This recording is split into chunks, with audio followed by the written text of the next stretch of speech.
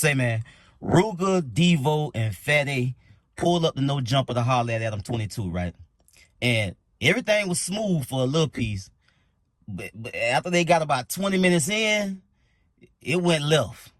Rooga let it be known exactly why he even pulled up in the first place, because he had a list of grievances for Adam22. And I'm going to just say, bro, like, I'm surprised he even got through the first 20 minutes without just coming in the door and I'm talking about with straight pressure and getting to the point from the gate.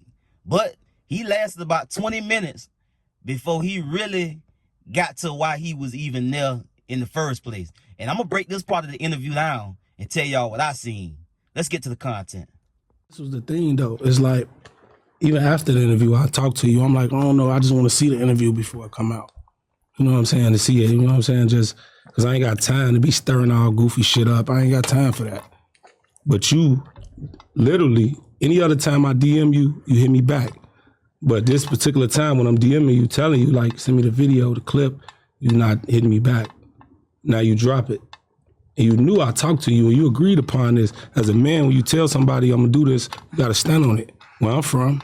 So, and you ain't stand on your word. Yeah, I should have been more told you I was gonna put it out. Let me keep going. I ain't even done. It's like, okay. And then another thing, you on here playing with folks' mama, like Duck mama, bro. Like, I don't give a fuck how much you playing. Don't play with folks' OG. I think that was a mutual thing. Her and I had this little flirtatious joke thing going on. I mean, have you seen the interview? She's around with me like that, calling me handsome and all this shit too. It's not just like you remember that day? We could not believe the way she was flirting with me. At the end of the day, another thing, you play with Wooski, bro. Like, just hit me out. We talk. I don't care if y'all talk. That ain't that. I got a personal problem with it because it's the principle of you playing with him about him getting shot in the head. That shit ain't no joke. Do you know that was at my best friend's funeral? Yeah. Do you know that my best friend mama couldn't even bury her son the right way? Like, the funeral was completely over after that. Motherfuckers running everywhere. My mama was there. My son was there. He wasn't even 6 months. For sure, Wooski should have thought about that before he started talking shit to me. Because when you start doing battle in hip-hop... Adam22, try again, mother sucker. Hey, man, y'all see what he tried to do there? Okay, so he claimed that he made a diss track about Wooski because Wooski mentioned him in a diss track. And then he want to get off into the specifics about, well, you know, in battle rap. First of all, bro, you not no rapper.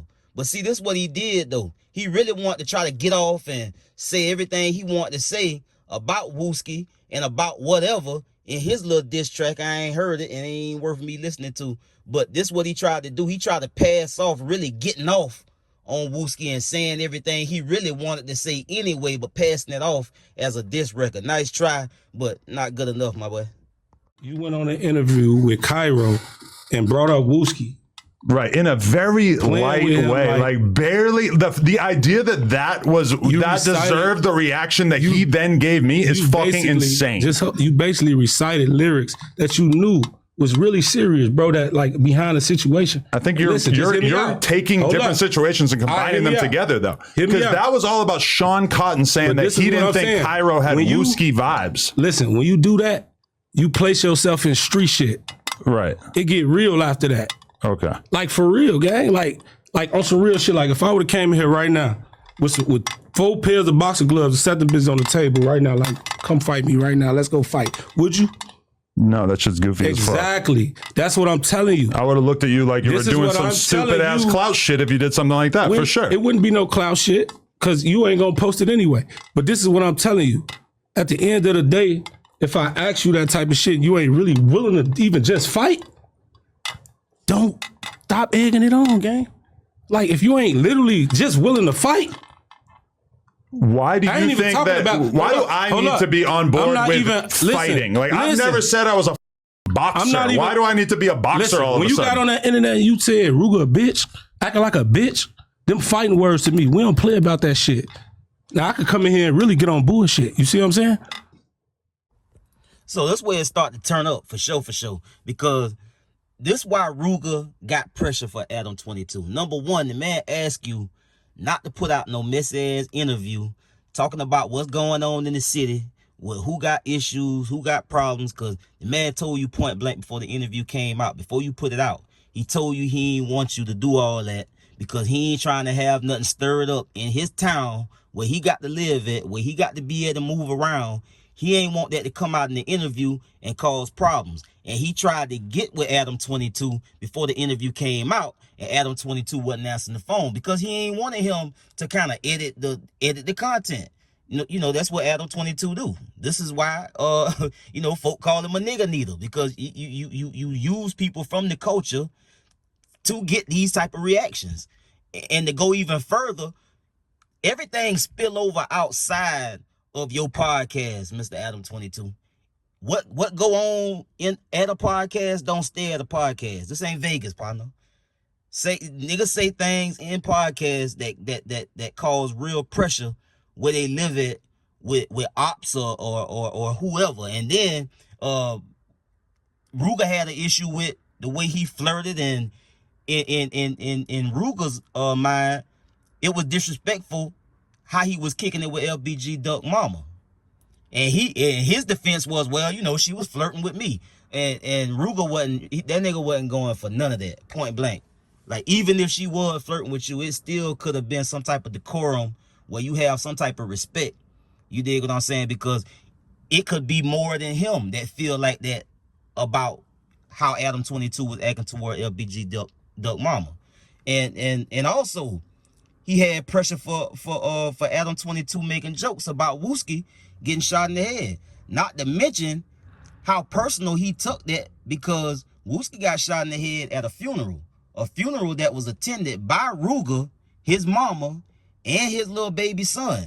So hell yeah, that man gonna take that situation personal, and you trying to take it light for content, and you know, and blow through all the red lights like it's smooth, like it's cool, and it ain't no big deal. And it is a big deal, bro. Like the man sitting there trying to tell you what go on in these interviews, bro. It's a lot of personal attachment involved with the words niggas say on these platforms. That's why the man warned the man, look, bro, I ain't trying to get messy on no interview, bro. I don't want nothing to be in this interview that's gonna you know, come out later on and cause no problems. But in Adam22 defense, if you know something gonna be messy, if a question asked that's messy, don't answer it, bro. Curve it.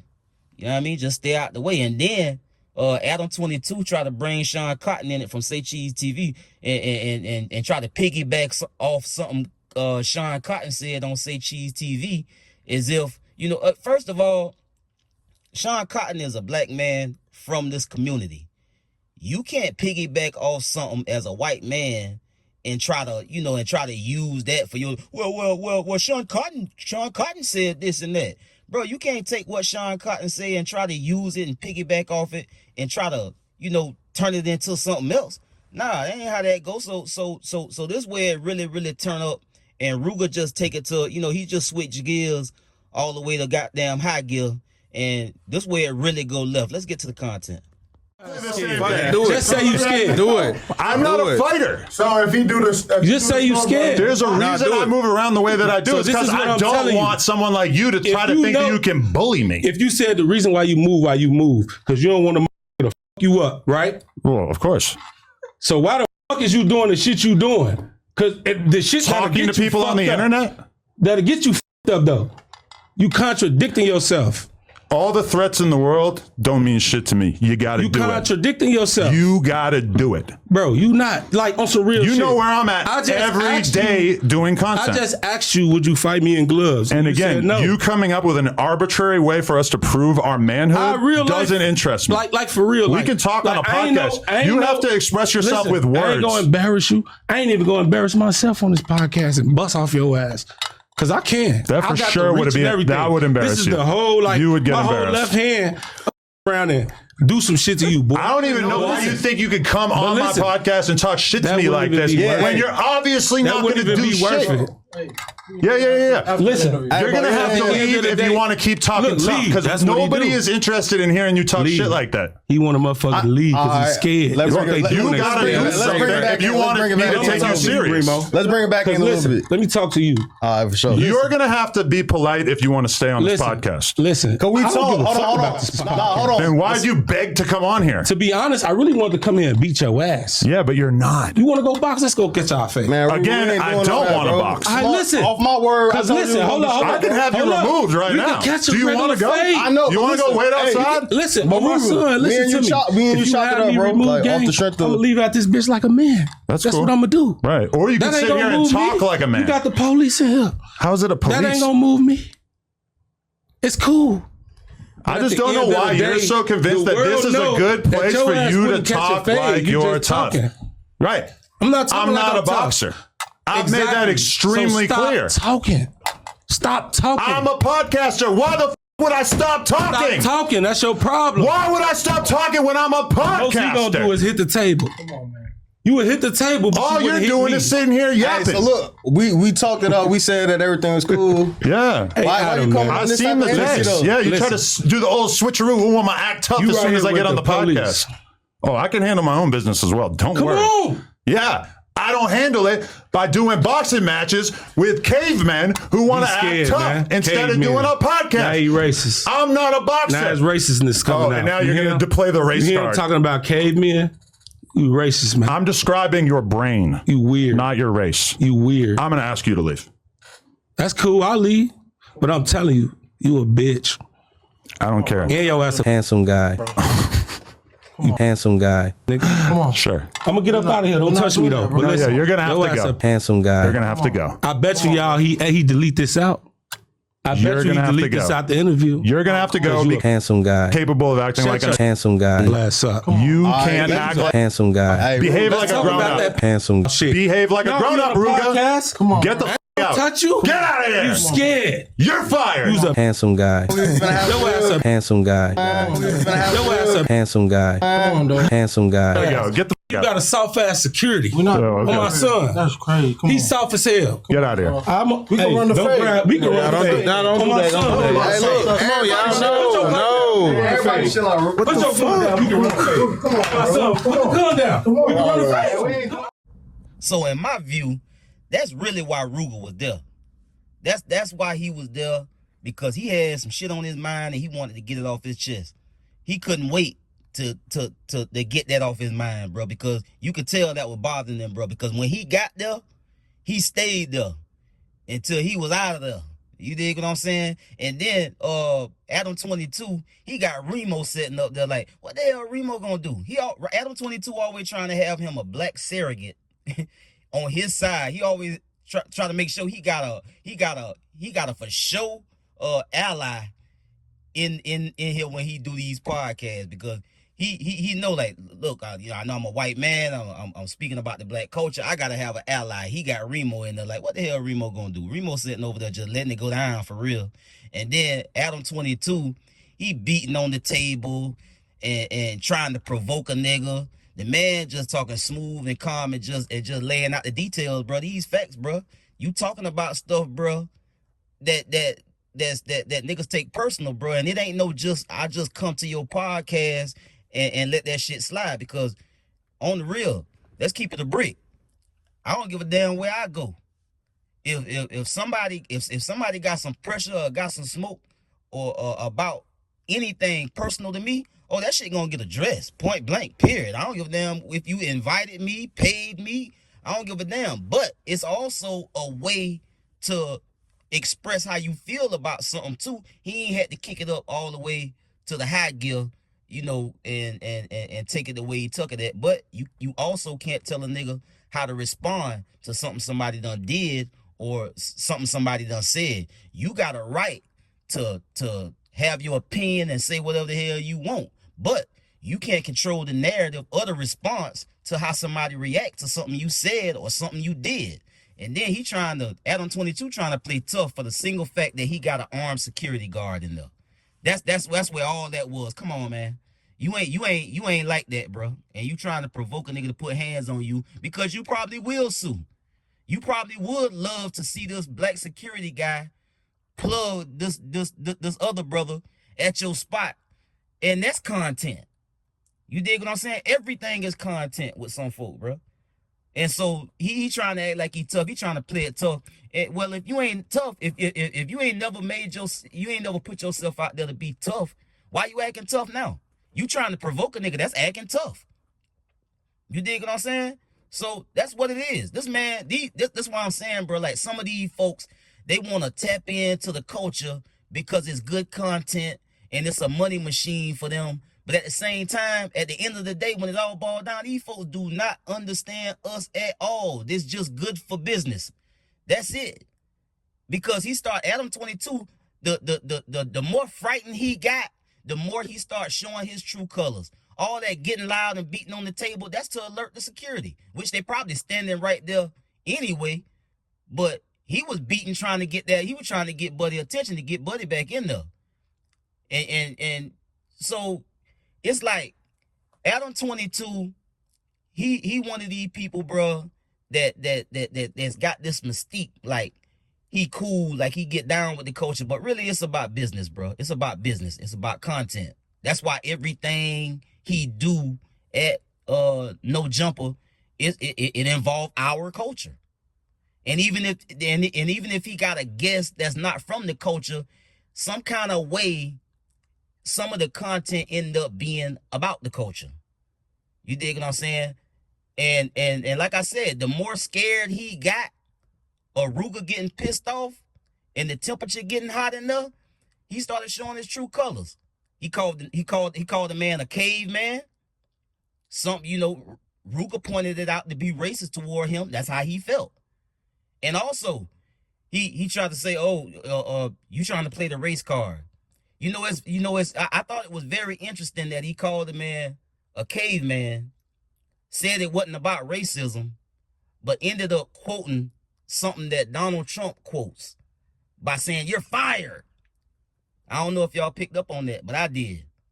And so you using language and showing your true colors, bro. That's all you got to do is get them out of pocket and get them out of their comfort zone.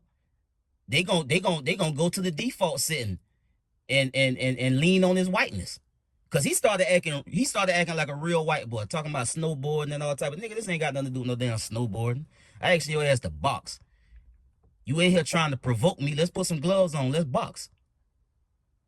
And he ain't want to box. He wanted to get physical, but he wanted to get very much confrontational so he can involve his security. And then when the security get in there, you know, he want to, you're going to have to get out of it. And then this is another thing too that I thought was important. How he try to minimize the situation once security got in there and said, well, you're going to have to be respectful if you want to stay in here. Nigga, I ain't got to stay in here, nigga. I'm 86, bro. I'm out, bro. You dig what I'm saying? I done told you what I had to say. I done told you everything that I had to say to your face. And you know, that's what it is. And then the security guy, the security guard came in there. He was some trash because he was scared as hell too. Adam22, you got some scary ass security. These folk get these security guards and think just because they fit the description, they look like they'll do something and they got a gun, that they think that make them safe. Everybody with a pistol everybody with a pistol is not built like that, bro. That's just a fact. A nigga could look big and look swole and have fire until some shit jump off, and then you will see. When that nigga try to pull on Rooga sweater, Rooga chumped them off, and he got his hand off Rooga. When Rooga got up in his face, Rooga said he wanted to put hands on him. But it wasn't talking about nothing, and you can hear at the end of the clip, he said, nigga, put the fire down. I give you a 1. We can shoot the 1. We can shoot the fade. So I got a lot out of this portion of the interview, because it just go to show, bro, like how these folks is not, these folks just, this shit just entertainment for these folks, bro. When these artists, or all of these black people that love to go to these white platforms, bro, whether you getting paid or not, get your cash. But at the same time, you got to know how to do an interview, bro. Don't let these people use you and misuse you and misuse the culture, bro. That's just where I'm at with it. You go get your bag, bro. I ain't never trying to run no interference for no nigga getting his bag, but you can go and sit down with whoever, but know how to do an interview. And let these folks know where you coming from and what position you taking in real time. If they asking you something that you don't want to ask, that you don't want to chop it up about, let them folks know that right there in real time. Look, bro, we ain't about to do that. And move on. Every time they do it. So that's where I'm at with it, man. I felt that I felt like Rooga was I felt where Rooga was coming from, because that was a lot that he had to get off his chest, that he felt like was a lot of disrespect coming from Adam22, and so he addressed it. He addressed it the way he wanted to address it, and that nigga made Adam22 feel him where he was coming from, and let him know, like, bro, it could really be some pressure. I could have came in here on some pressure. But I tried to be cordial, but the conversation got there anyway. And Rooga had that on his mind. He wanted to address that. He was going to address that before he left there. And 20 minutes in, he got to the business. So that's what it is, man. Mr. Adam22 shook in the building, man. Shook in the building, man. He got Remo and security feeling like he's safe. So he going to try to play tough guy while saying he not a tough guy. So that's what it is, man. I'm going to get at y'all on the next one, man. Y'all be smooth. I'm out.